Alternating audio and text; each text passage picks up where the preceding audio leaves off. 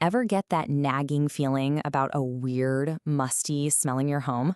You know, the one that makes you wonder what could be hiding just behind the walls.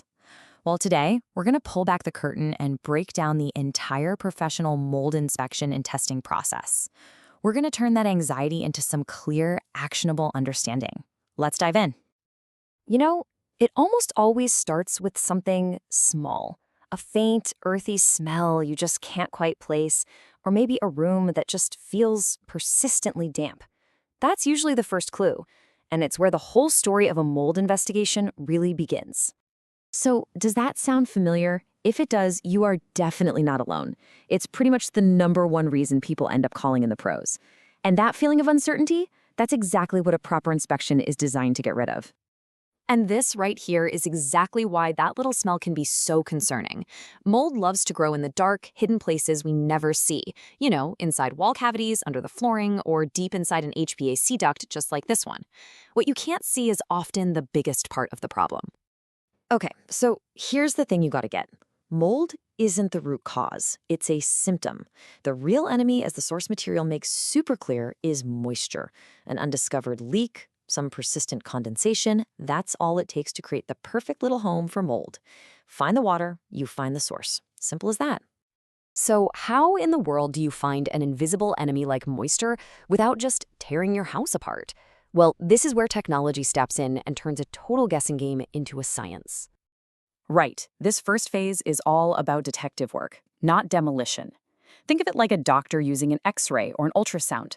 These tools are specifically designed to see through surfaces and gather data without leaving a mark.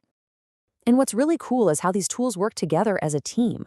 The thermal camera, that's what you see on the left, it spots temperature anomalies, those cool bluish spots that are a dead giveaway for hidden moisture. Then the inspector pulls out a handheld moisture meter, like the one on the right, to get a direct reading and confirm, yep, this material is definitely wet. It's a fantastic 1-2 punch for finding the source. All right, so once they've pinpointed a suspicious area, the investigation moves into its next phase. It's time to stop guessing and start gathering some actual physical evidence to get definitive proof with scientific sampling. Now, inspectors have a few different ways to grab a sample, and what they use really depends on the situation. They can test the air for spores you can't even see, they can swab or use a tape left on visible growth for direct ID, or they can even take a tiny piece of something like drywall for a really deep analysis. And just to put a number on it, the source material gives us a price point. A single air or surface sample is listed at around $125. Now, this isn't just some fee.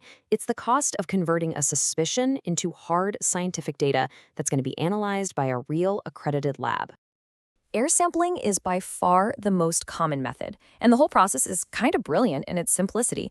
An inspector takes a sample from the air inside, right near the spot they're worried about.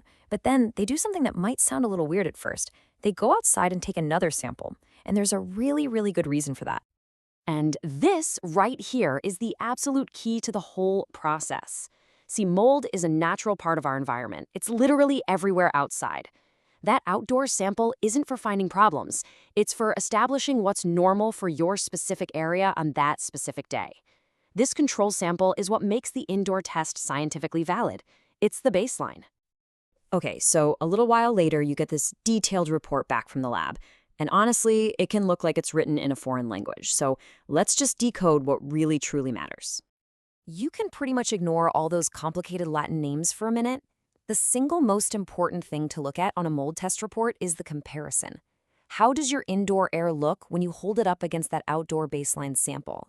That is the only question that really matters. So here's the whole idea in a nutshell. The lab identifies the types of mold spores and counts how many there are in both samples. Your indoor air is on one side, the outdoor baseline is on the other. The entire diagnosis, the whole verdict, it all comes down to comparing those two columns. It's the million-dollar question, isn't it?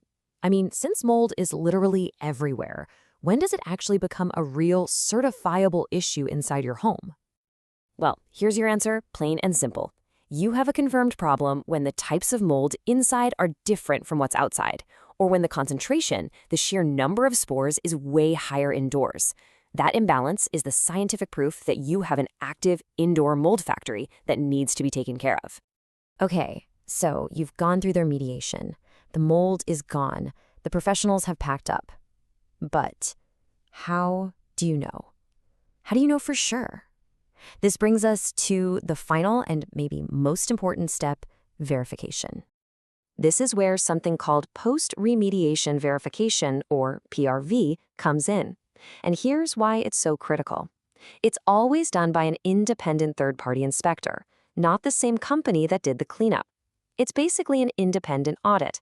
It removes any conflict of interest and ensures you're getting the unbiased truth. So what does that cost? Well, according to the source, this clearance testing, which usually includes a few samples to be thorough, runs around $375. And it's not just another expense, it's really an investment in certainty, in peace of mind. At the end of the day, this final test is your proof. It's the official, documented validation that the moisture problem was fixed, the mold was properly removed, and the air quality inside your home is back to normal. It's the official, all clear. So, that clearance test gives you a clean slate, which is fantastic. But it does leave us with one last really essential question to think about. With the problem finally solved, what are the steps you can take now to control moisture and make sure it never, ever comes back?